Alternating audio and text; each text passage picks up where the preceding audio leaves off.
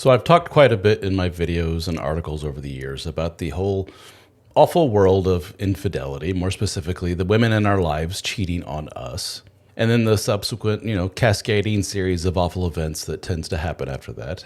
As we know, we have data to show and polling of women that are engaged in extramarital affairs. The vast majority of those women say that they are really unhappy with their marriage, hence why they are engaging in affairs. So if you catch a woman cheating on you, it's not good for the marriage. It doesn't bode well for your future. If you're one of those guys that wants to work on it and see if you two can come back together, chances are not in your favor. But that doesn't answer the big question that many men who discover their spouse in an affair have. The big question is, why? Why did she do it? Is it as simple as she wasn't happy? People that are unhappy in marriages, believe it or not, typically do not cheat. And yes, that applies to women too. The vast majority of women do not cheat on their spouses. The vast majority of women unhappy in their relationships do not cheat on their spouses. But if you're watching this, that may not apply to you. You may have caught your spouse cheating. So, Ralph, you're saying, why did she cheat? Why is she one of the lucky few that did step outside of the relationship? Well, this is my channel, my content, my microphone, my camera, so I'm going to speak in platitudes here.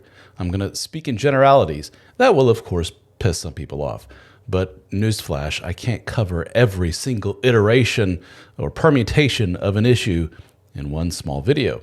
So I'm going to speak in generalities here. From my experience, after doing this for years and years, after speaking to so many men, and now more and more women, I can say, with no intended malice or prejudice in any way, shape, or form, just from what I've seen over and over again in these situations, we can very succinctly explain away why your spouse, and I'm saying who am I pointing to? I'm pointing to the guy watching this who is probably what we call an anxious dude. It's a term I use a lot, and it's not meant to be insulting. I consider myself to be one of those guys.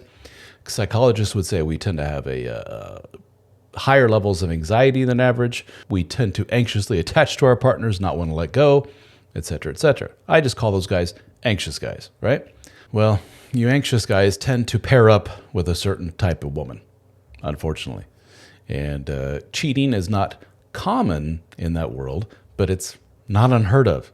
And dare I say, probably more common than the average. So you're probably a little above average as far as, will my spouse cheat on me? So, back to the question. Why? Why did she do it? Drum roll. She's just a broken little girl. I am not making excuses. If I were making an excuse for her behavior, the follow-up to that would be, so give her a chance. So work through it. So go to therapy together. Be there when she has her third, fourth, and fifth affair. No, I'm telling you, she's a broken little girl.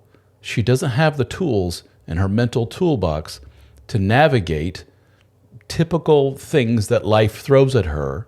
In fact, she has one wrong coping tool in her toolbox in the form of get attention and validation from others to feel better about herself when things are going down. So instead of healthy coping mechanisms such as take care of yourself, go to therapy, work with friends, exercise, reach out to your partner for help or whatever it may be, for a lot of those women, the mechanism that they have is reach out to other dude or gal outside of the relationship and form a secretive, inappropriate relationship because it makes her feel really, really good. Now, when I say they're broken little girls, what the hell am I talking about? I'm telling you, 10 out of 10 times, when I'm talking to a dude, and he's Mr. Anxious, and he's married to Miss Avoidant, as they say over the years, very little, emotional and physical connection, especially after they got married, had kids. It just seems like everything just went down, right? When I ask about Miss Avoidant's childhood, I just have to sit back and strap in because it's usually a lot of not good stuff. It's not unheard of to hear about sexual abuse. It's not unheard of to hear about abandonment. Dad left. Mom left. It's not unheard of for these women to become like a surrogate spouse to their father, or maybe even a weird way like to their mother. Very unhealthy enmeshment with their parent. They take on a very responsible adult role at a very young age. And that is very debilitating to them and to their development later on in life, going through adolescence, young adulthood. So for a lot of you guys wondering, why did she do this? You're just seeing the end result of a cascading series of events over the years that have led to this. And in hindsight, if you look back after the fog of all this emotional bullshit clears and you look back clearly at this relationship, you probably saw this coming.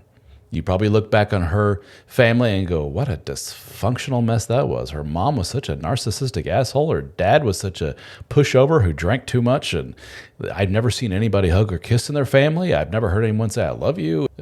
Brothers in prison, sisters on drugs, whatever it may be. And you sit back and go, well, no wonder she did this. People that come from that kind of chaotic background tend to, not always, tend to be chaotic themselves.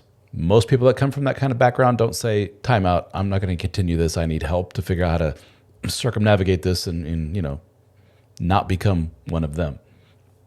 Instead, they let life and everything else just, wash over them, and then they just go with the flow, and voila, they end up just like mom. So let me know in the comments, does that ring true for you in your situation with your spouse? For those of you guys who were cheated on, and after the fact, you've looked back on trying to figure out where this all went wrong, how many of you came to the same kind of conclusion? Oh, wow, this poor woman was just broken. This was going to happen to me or whoever was in my place. It really doesn't have much to do with you, dude. Now, she could make the case, and she may have a very good point, that you were very disconnected. She had a lot of resentments, maybe for that one thing you said or did years ago, or the many small things you've done over the years. Maybe you've actually been kind of a shitty husband.